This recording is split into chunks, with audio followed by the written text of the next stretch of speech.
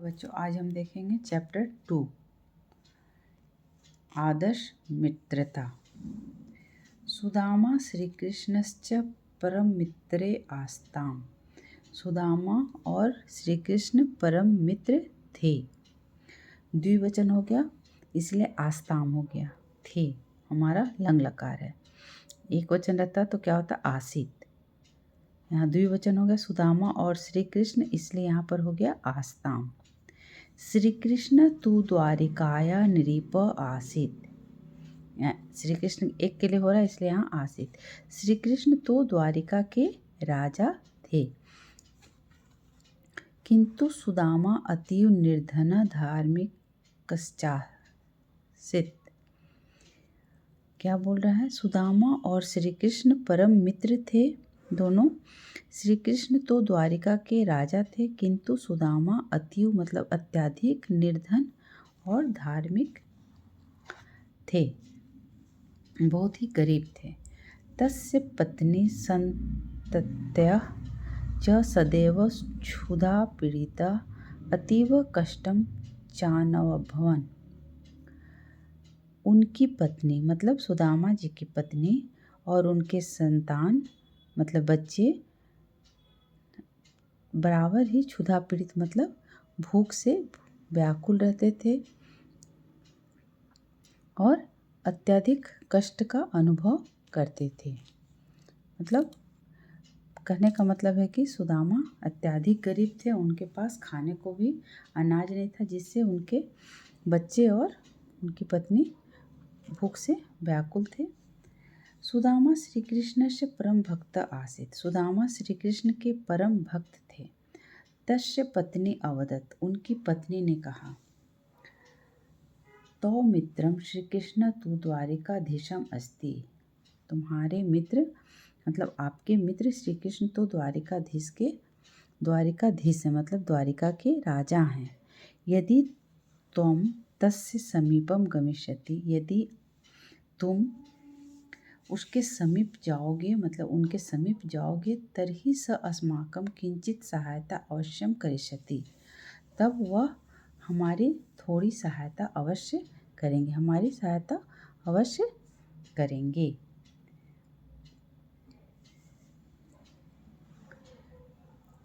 एवं कथित्वा सा स्वपति श्री कृष्ण समीपे गंतुम प्रार्थितवती। वह ऐसा कहकर वह अपने पति को श्री कृष्ण के समीप जाने के लिए प्रार्थना करती है। यहाँ गंतुम मतलब तुमुन प्रत्यय लगा है गम धातु में, जाने के लिए प्रार्थना करती है।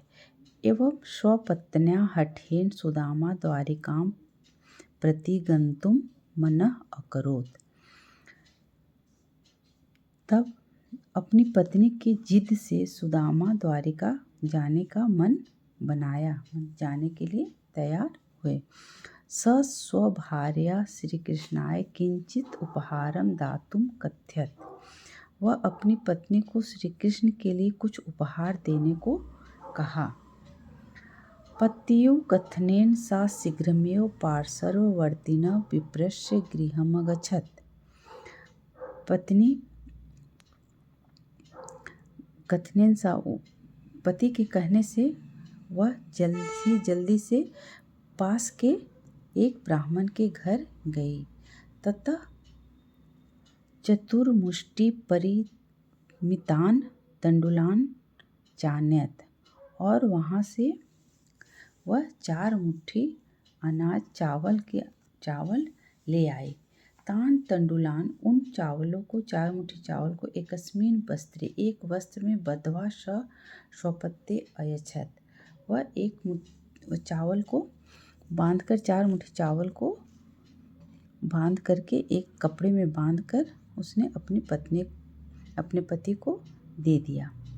तान तंडुलान गृहीत्वा सुदामा श्री कृष्णं द्रष्टुम द्वारिकां प्रति अचलत्। उन चावलों को लेकर सुदामा, गृहीत्वा मतलब लेकर, ग्रहण कर, सुदामा श्री कृष्ण के द्रष्टुम देखने के लिए द्वारिका की तरफ चल दिए।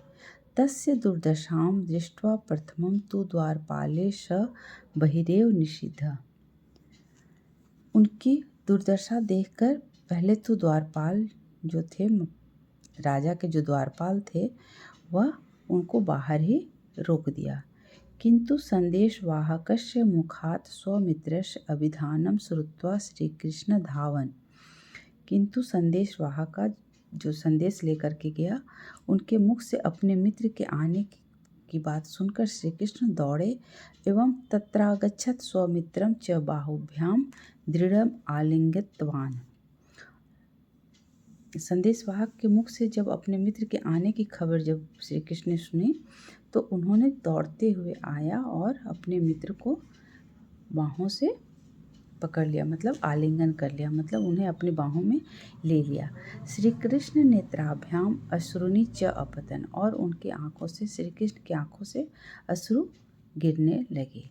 श्री कृष्ण स्वमेव स्वहस्ताभ्याम मित्राभ्याम पादौ प्रक्षाल्यत। श्री कृष्ण ने स्वयं ही अपने दोनों हाथों से अपने मित्र के पैरों को धोया, दोनों पैरों को धोया। स्नानम भोजनम च कृत्वा तौ वार्ताम अकुरुताम। स्नान और भोजन करके वे दोनों बात करने लगे। सहसैव श्री कृष्ण अपश्यत। अचानक ही श्री कृष्ण ने देखा, यत् सुदामा किंचित गोपयति स्म। सुदामा जो है वो कुछ छिपा रहे हैं। अतः स तम पृच्छत। अतः उन्होंने पूछा, मित्र किमुपायनम आनीतम त्वया मह्यम दीयताम। क्या कुछ मुझे देने के लिए, मेरे लिए कुछ उपहार लाए हो? सुदामा तु लज्जया तान तंडुलान श्री कृष्ण दातुम नोत्सहते स्म। सुदामा तो लज्जा से उन चावलों को देने में, कृष्ण को देने में साहस नहीं कर पा रहे थे। नोत्सहते मतलब साहस नहीं कर पा रहे थे। सुदामा लज्जा से उन चावलों को श्री कृष्ण को देने की साहस नहीं कर पा रहे थे। तथा श्री कृष्ण स्वमेव तान गृहीत्वा शनेन खादितुमारभत। तब श्री कृष्ण ने स्वयं ही उनको लेकर प्यार से खाया। तथा सुदामा स्वगृहं प्रति गंतुम श्री कृष्णं अनुज्ञाम अयाचत। तब सुदामा ने अपने घर जाने के लिए श्री कृष्ण से आज्ञा मांगी। श्री कृष्ण अपि तस्मै किंचिदपि वस्तु नायच्छत। कृष्ण भी उन्हें उस समय कोई भी वस्तु नहीं दिया। श्री कृष्ण भी उन्हें कोई वस्तु नहीं दिया, उसको जाते समय कुछ भी नहीं दिया। परम स्वगृहं गत्वा स्वकुटीरस्य स्थाने विशालं प्रसादं दृष्ट्वा सुदामा अतीव विस्मितः अभवत्। सुदामा ने देखा कि कृष्ण ने उनको जाते समय कुछ नहीं दिया, परंतु स्वगृहम, जब वो अपने घर जाकर अपने कुटीर के स्थान में, अपने जो उनका झोपड़ी था उसके स्थान पे विशाल प्रसादम मतलब बड़ा भवन, प्रसाद मतलब भवन, बड़ा भवन देखकर, महल देखकर सुदामा अत्यु विस्मित अभवत, बहुत ही आश्चर्यचकित हुए। अलंकारे शोभने वस्त्रश्च सुसज्जितां स्वपत्नीं बालकान् च दृष्ट्वा स आजानीत यत् आदर्श मित्रं सर्वदैव मित्रस्य हिताय एव कार्यं करोति। जब उन्होंने अपने घर जाकर देखा तो अपनी कुटिया के सामने क्या था, बहुत ही बड़ा विशाल महल खड़ा था और अपनी पत्नी और बच्चों को सुंदर कपड़ों और गहनों से सजा हुआ देखकर वह जान गए कि आदर्श मित्र हमेशा ही मित्र की भलाई के लिए ही कार्य करते हैं। आज के लिए बस इतना ही। अगले क्लास में हम लोग इसका अभ्यास देखेंगे।